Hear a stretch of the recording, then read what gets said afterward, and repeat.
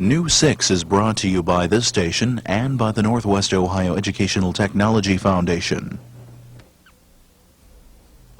Today on News 6, we'll meet the one joker in this crowd. We'll take to the air with radio-controlled airplanes. And we'll visit a museum built for a Wapakoneta native.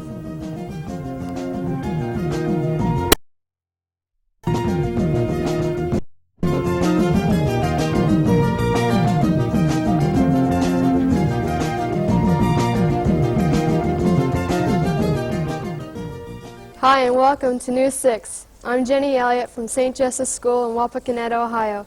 Here with our first story is Christy Hickman. Not too many people know that Neil Armstrong, the first man to walk on the moon, was born and raised in Wapakoneta. In honor of Armstrong's moon mission, the state of Ohio built the Neil Armstrong Air and Space Museum in his hometown.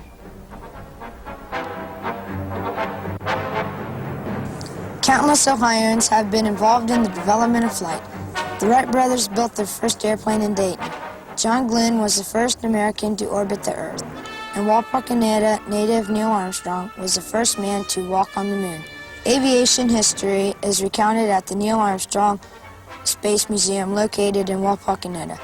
The museum, which opened in 1972, reflects the boldness and daring of air and space conquest. Outside sits an Air Force jet flown by Armstrong in the 60s. Inside, the museum traces the history of flight, from the era of balloon and dirigibles, through the Wright brothers, right up to man's quest into space. Several relics from Armstrong's career are on display at the museum. This Gemini 8 capsule was launched from Cape Kennedy in 1966 with Armstrong as its command pilot. Spacecraft was the first to rendezvous and dock in space with an unmanned target vehicle. The mission lasted almost 11 hours.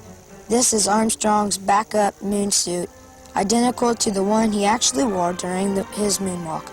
The material will not burn, shrink, stretch, absorb moisture, or rot. It's also not affected by extreme temperatures. One of the more interesting exhibits at the museum is an actual moon rock, brought back by Armstrong from his moon mission.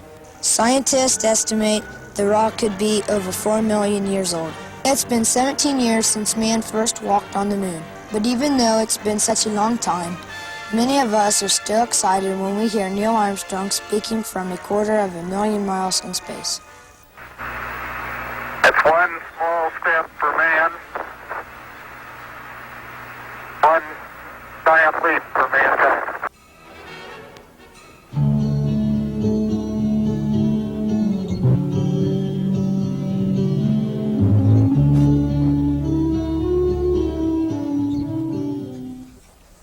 This week's show is produced by Paula Mullencamp's 6th grade class of St. Joseph's School in Wapakoneta. Wapakoneta is located in Auglaize County, about 15 miles south of Lima. This city was founded in 1834, and its present population is around 8,500 people. Now here's Scott Leplo with a clever gesture. It takes a lot of hard work and practice to be good at anything that you do. One person who ought to know this lesson well is Jane McNeel. Jane is a professional clown. Have you ever wondered what it would be like to be a professional clown? Jane McNeel did, so much that she became a clown. Twinkle the clown. Why did you want to become a clown?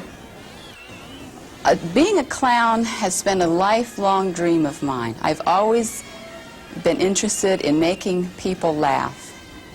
And then I had the opportunity to take this class out at Wright State called The Art of Clowning. And I thought this would be my opportunity to be able to learn about clowning and about what clowns do. It was a 6 weeks course. We met once a week for a minimum of 2 hours. We learned about clowning history. We learned about the different types of clowns, the kind of outfits that the different clowns wear. We learned balloon sculpturing. We learned character development, and we learned just to do general clowning around, to work a crowd. A clown is more than just a person in funny costumes and makeup. It takes lots of energy, practice, and experience trying to get people to laugh. Twinkle performs at gatherings such as birthday parties, parades, and benefits. Clowning has been a real joy for me. I am able to lift others up who may be having troubles or problems when I visit them in the nursing homes, and just to see people genuinely laugh because of my doing something, whether it just is being silly or just being a part of myself coming out. It looks like a lot of fun to be a joker, a buffoon, but to have a job as a clown does not seem like work at all.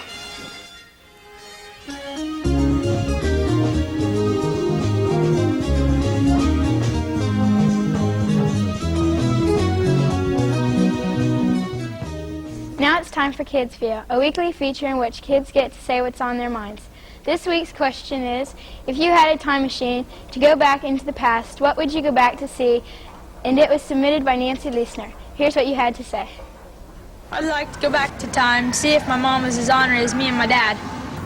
I'd like to go back to 1974 to see what it was like to be born. I'd like to go back to the beginning of time and see what the first man looked like. I'd like to go back to the time of the Civil War to see what it would be like to be a slave. I'd like to go back to the time of the Stonehenge to see what it would be used for.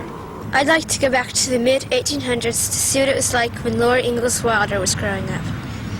I'd like to travel back into the 1960s to see my grandfather before he died. I'd like to go back to 1776 to meet George Washington. I would like to travel back to the Stone Age and see the prehistoric animals. If I had a time machine, I'd like to go back to when the first school was built to see what it was like. I would like to go back in time to see when the very first airplane was made. If I had a time machine, I'd like to go back to 1969 and see Neil Armstrong walk on the moon. Man has always experimented with different ways to fly. One group in Wapakoneta doesn't need to experiment. The group is the Apollo RC Squadron 501 Flying Club. They fly radio-controlled airplanes. They're not faster than a speeding bullet, but radio-controlled airplanes are certainly attention-getting. Members of the Apollo RC Squadron 501 Flying Club meet almost daily on a 2-acre field off Route 501 to fly their planes. Our club was formed, I would say, about 5 years ago. And it was just a bunch of guys wanted to get together and fly. And so we decided that we would find some place that we could rent, and we enjoy it. The planes range in size from 24 inches to almost 12 feet long. The planes are controlled by a radio which sends signals to the receiver in the plane. This is the radio that controls your airplane. And this is your elevator, which makes it go up, or it makes it go down. This is your aileron, which makes it go either right or left. Here's your throttle for your engine. And this is your rudder, which makes it go left or right, which you use to control it on the ground too. The operator can tell the plane to turn, dip, take off, and land. Starter kits for the airplanes can be found at most hobby stores. Radio-controlled airplanes are just plain old fun.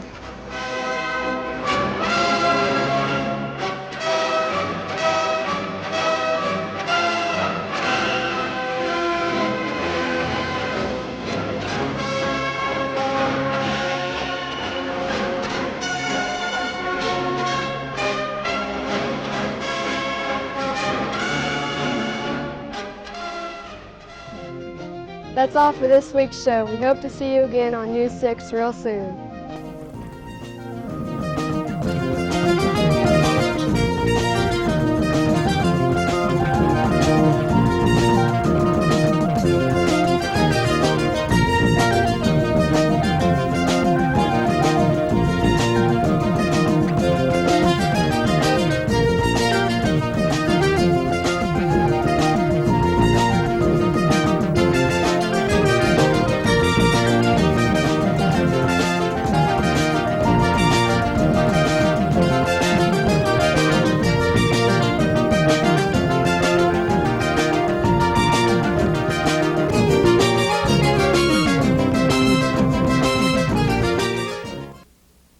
News 6 is brought to you by this station and by the Northwest Ohio Educational Technology Foundation.